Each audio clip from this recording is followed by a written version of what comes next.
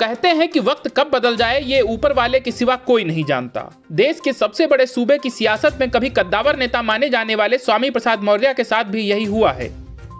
UP विधानसभा चुनाव में स्वामी प्रसाद मौर्य जिस तेजी से चर्चा पाकर पटल पर छाए थे, उसी तेजी से वो पटल से गायब भी हो गए हैं। हालत अब यह है कि चर्चा में बने रहने के लिए मौर्य को जाति जाति का खेल खेलना पड़ रहा है। अब खुद की सीट हारने की कगार पर खड़े मौर्य यूपी चुनाव में जाति का सहारा लेकर अपने समीकरण साधने की कोशिश कर रहे हैं।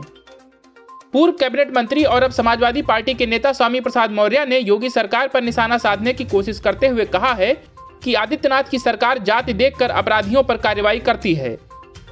हालांकि इस बात का कोई आंकड़ा उनके पास नहीं है और ना ही कोई कारण उन्होंने बताया। बस वो चुनावी सभा में आए, मुंह खोला और बोल दिया, लेकिन वो क्या बोल रहे हैं और क्यों बोल रहे हैं इससे मौर्य को कोई मतलब नहीं है।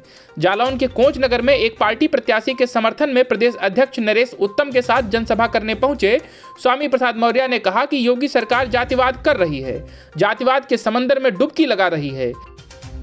अगर कोई योगी के बिरादरी का अपराधी है तो बहुत पाक साफ है, अगर उनकी बिरादरी के अलावा किसी गैर बिरादरी का है तो उसका एनकाउंटर होता है।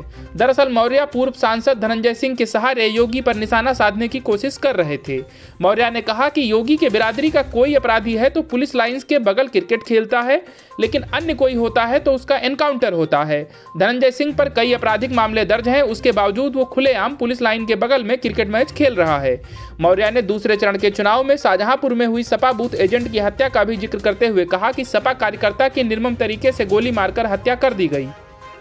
हालांकि मौर्य को इस बात की कोई खबर नहीं है कि सपा बूथ एजेंट की हत्या में उसी की बिरादरी के आदमी का नाम सामने आया है और यह घटना पूरी तरह चुनावी प्रचार में घटित एक अप्रिय घटना थी। लेकिन जाति धर्म के खेल से बाहर निकलने की कोशिश कर रहे उत्तर प्रदेश में स्वामी प्रसाद मौर्य एक बार फिर से जाति का खेल खेलकर क्या साबित करना चाहते हैं ये तो वही जाने। लेकिन फाजिल नगर में उनकी संभावित हार ने शायद उनके होश उड़ा दिए हैं और इसीलिए उन्हें ये सब करना पड़ रहा है। Bureau news of India.